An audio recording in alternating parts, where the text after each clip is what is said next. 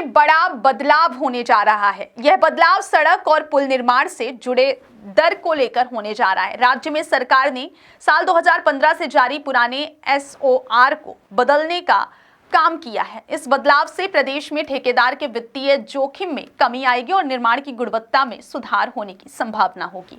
1 जनवरी सन 2025 से नया एसओआर प्रभावी होगा। निर्माण क्षेत्र में एसओआर का मतलब होता है शेड्यूल ऑफ रेट्स।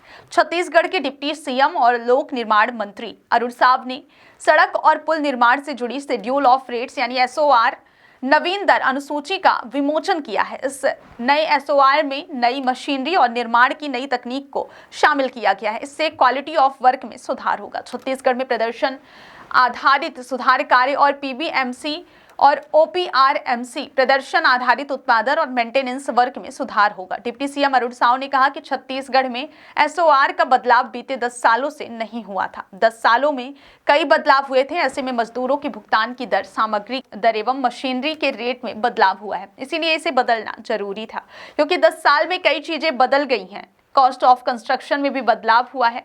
इसी आधार पर नए एसओआर को तैयार किया गया है। डिप्टी सीएम अरुण साव ने बताया कि निर्माण कार्य में कई नई चीजें आई हैं।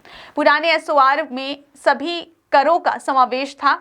नए एसओआर में जीएसटी को शामिल किया गया है। अब ठेकेदारों को छत्तीसगढ़ में अपने टेंडर को जीएसटी के साथ भरना होगा। इससे ठेकेदार को अलग से जीएसटी का भुगतान नहीं करना होगा। कार्य की लागत में जीएसटी का प्रभाव सम्मिलित रहेगा। इससे ठेकेदारों के जोखिम में कमी आएगी। बीते 10 साल से छत्तीसगढ़ के एसओआर में बदलाव नहीं हुआ था। नई तकनीक का इस्तेमाल निर्माण कार्य में करने के लिए यह बदलाव किया गया है।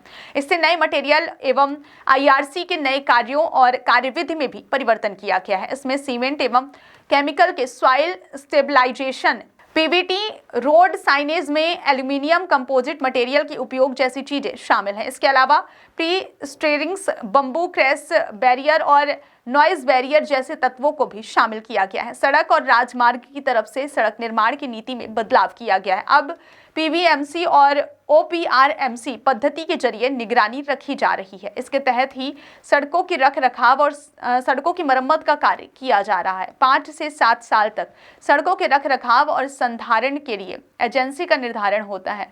सड़क खराब होने पर भी निर्धारित समय सीमा में भी सड़क का सुधार कार्य किया जाता है। सड़कों की मरम्मत और संधारण का कार्य ठेकेदार को समय सीमा में करना होता है। अगर ठेकेदार समय से काम नहीं करते तो उनके ऊपर जुर्माने का भी प्रावधान है।